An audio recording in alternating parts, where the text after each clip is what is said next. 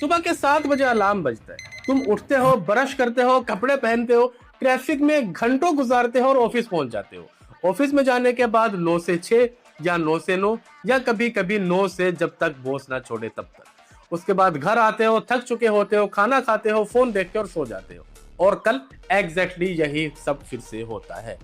और इस सब रूटीन के बीच में क्या होता है, इसमें सैलरी भी आती है, लेकिन ईएमआई जाते हैं, रेंट जाते हैं, ग्रोसरीज जाती है, पेट्रोल जाता है, बिल्स जाते हैं। और महीने के आखिर में क्या होता है, आपकी सेविंग वही 0 या उससे भी कम। ये जिंदगी है यार, ये जिंदगी नहीं है। This is called rat race. और आज मैं तुम्हें एग्जैक्ट बताऊंगा कि क्या होता है ये रैट रेस, कैसे तुम्हें इसमें डाला गया है, और सबसे इंपॉर्टेंट चीज, कैसे निकलते हैं इस रैट रेस से बाहर। क्योंकि निकलना पॉसिबल है, लेकिन सिर्फ उनके लिए जो पहले ये मान लेते हैं कि तुम रैट रेस के अंदर हो। सबसे पहले एक एक्सपेरिमेंट के बारे में बात करते हैं यार। साइंटिस्ट ने एक मेज बनाया, एक चूहे को उस मेज में डाला। मेज के एंड में चीज थी। अब चूहे ने मेज रन किया, चीज मिली, खुश हुआ। कल फिर वही मेज, वही चीज, वही रन, और अगले दिन और अगले दिन, और ये लूप फॉरएवर चलता रहा। चूहे ने कभी यह नहीं सोचा कि यार मैं रोज एक चीज के लिए क्यों भाग रहा हूं। क्यों? क्योंकि चूहा चूहा है। लेकिन यार हम तो इंसान है ना, हम लोग भी तो रोज यही कर रहे हैं, बस हमारा मेज थोड़ा सा अलग। हमारा मेज क्या है? स्कूल, स्कूल से कॉलेज, फिर जॉब, फिर सैलरी, फिर ईएमआई, फिर बिल्स, फिर सैलरी, फिर बिल्स, फिर सैलरी, फिर ईएमआई, फिर बिल्स। और ये रिपीट होता है हमारी रिटायरमेंट तक, या कभी कभी हमारी डेथ तक। और रिटायरमेंट पे पेंशन, या बच्चों के सहारे, या दोनों। This is called rat race, या हिंदी में बात करूं, चूहा दौड़।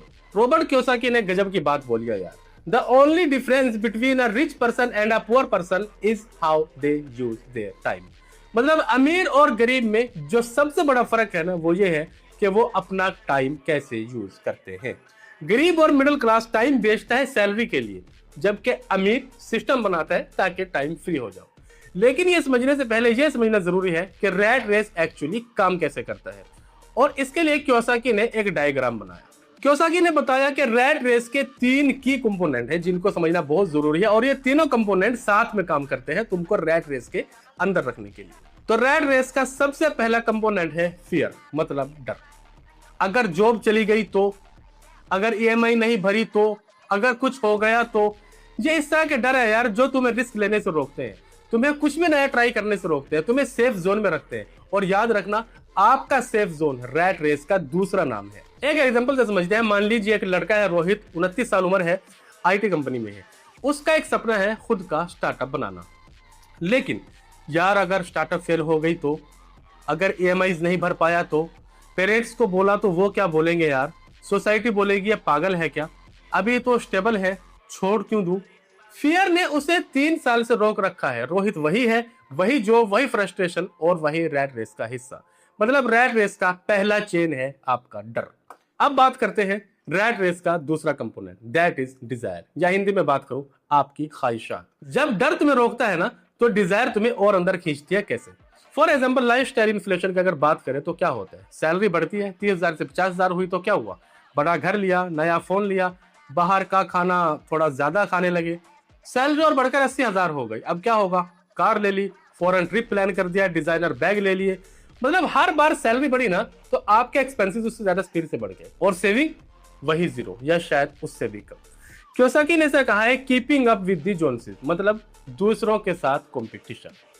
पड़ोसी ने कार ली तो तुम्हें भी लेनी है ना, कलीग ने आईफोन लिया तो तुम्हें भी चाहिए, रिलेटिव्स का घर बड़ा है तो तुम्हारा भी बड़ा होना चाहिए।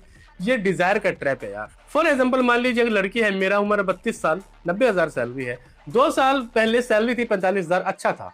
सैलरी डबल हुई तो सब कुछ डबल हो गया। मतलब फ्लैट अपग्रेड कर लिया, कार अपग्रेड कर ली, वेकेशंस बढ़ा दिए, और सेविंग 45,000 पे भी 0 थे और 90,000 पर भी ऑलमोस्ट 0।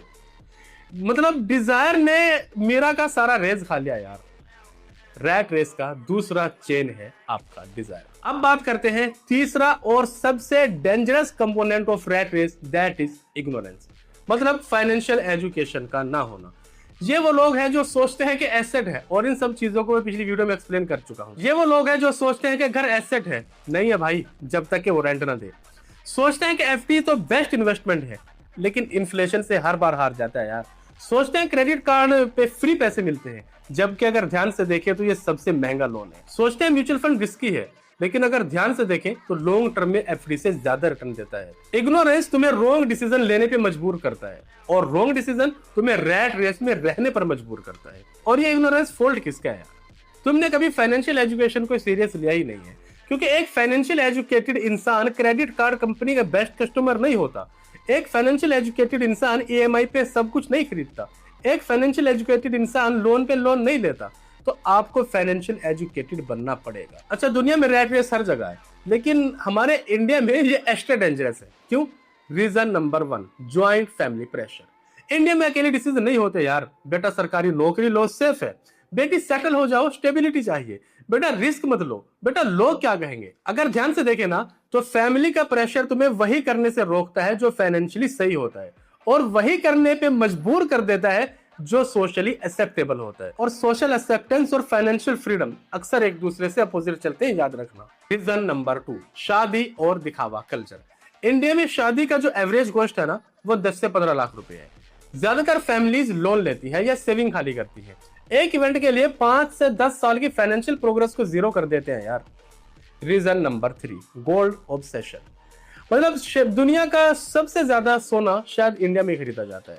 गोल्ड खरीदना यह कल्चरली एसेट लगता है, लेकिन गोल्ड ना रेंट देता है, ना डिविडेंड देता है, ना बिजनेस चलाता है। गोल्ड स्टोर ऑफ वैल्यू हो सकता है, लेकिन इनकम जनरेटिंग एसेट नहीं है। रीजन नंबर 4, रियल एस्टेट मानिया। मतलब जमीन खरीद लो यार, कभी ना कभी वैल्यू बढ़ जाएगी। नो डाउट कभी ना कभी वैल्यू बढ़ जाती है जमीन की, लेकिन अगर जमीन से कोई इनकम नहीं आ रही और पैसा उसमें लॉक्ड है, तो याद रखना ये प्रोडक्टिव एसेट नहीं है, ये एक डेड कैपिटल है। और ये सब रीजंस है इंडिया में रैट रेस को और ज्यादा टाइट बनाने वाले, और इससे निकलना और भी ज्यादा कॉन्शियस एफर्ट मांगता है यार। अब वो पार्ट जो तुम्हें एक्चुअली चाहिए, मतलब रैट रेस से बाहर निकलने के एग्जैक्ट स्टेप।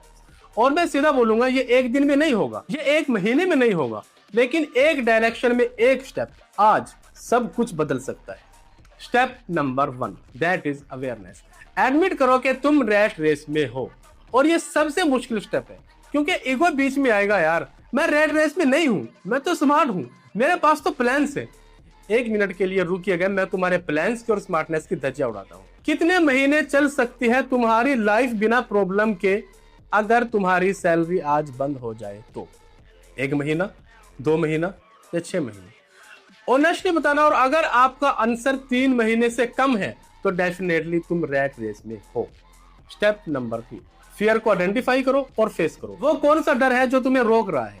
फेलियर का डर, जॉब छोड़ने का डर, लोग क्या कहेंगे डर, या कुछ भी एबीसी डर हो सकता है। उस डर को एक कागज पे लिखो और फिर पूछो, वर्स्ट केस क्या होगा अगर ये डर सच हो जाए तो?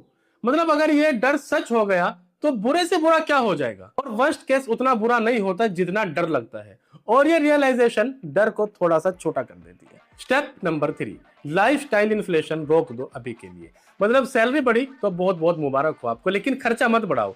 पहले 6 महीने का एक्स्ट्रा इनकम सीधा इन्वेस्टमेंट में डालो। एसआईपी शुरू कर सकते हो, इंडेक्स फंड में डाल सकते हो, म्यूचुअल फंड स्टार्ट कर सकते हो, कुछ भी, लेकिन लाइफस्टाइल को अभी के लिए रोक दो। ये एक हैबिट आपको रैट रेस से बाहर निकलने का फास्टेस्ट रास्ता दिखा सकती है। स्टेप नंबर 4, फाइनेंशियल एजुकेशन लो कंटिन्यूसली। हर हफ्ते एक नई चीज सीखो फाइनेंस के बारे में। यूट्यूब पे सब फ्री है यार, बुक्स है, और हमारा ये चैनल तो है ही इसी काम के लिए। इग्नोरेंस का एंटीडोट एजुकेशन है, याद रखना। और हर चीज जो तुम सीखते हो रैट रेस की चेन को थोड़ा सा ढीला कर देती है। और रैट रेस से बाहर आना मतलब एक नया ऑप्शन का आना, एक नया वर्जन ऑफ योरसेल्फ। ये सब कुछ पॉसिबल है यार, और ये आज से शुरू हो सकता है इस वीडियो को देखने के बाद। अब एक काम, कमेंट्स में ऑनेस्टली बताओ यार कि तुम रैट रेस में हो या नहीं। सीधा जवाब, ओनली यस और नो। और अगर आपका आंसर है हाँ, तो कौन सा स्टेप लोगे आज? और अगर इस वीडियो ने तुम्हारी थोड़ी सी भी आंख खोली ना, तो सब्सक्राइब करके बेल दबा दो यार, क्योंकि मैं आपको वो कॉन्सेप्ट टीच करने वाला हूं जो शायद ना तुम्हारे स्कूल ने सिखाए, ना कॉलेज ने सिखाए, और ना कभी तुम्हारे घर में इसकी बात हुई हो। और इस वीडियो को अपने उस दोस्त को जरूर भेजना यार, जो रोज उठता है, काम पे जाता है, वापस आता है, सो जाता है और सोचता है जिंदगी में यही कुछ है। उसको बताओ इससे अलग भी जिंदगी में बहुत कुछ है यार। मिलते हैं नेक्स्ट वीडियो में, तब तक के लिए रैट रेस से बाहर आने की कोशिश करो और अपनी जिंदगी को खुलकर जीने की कोशिश करो।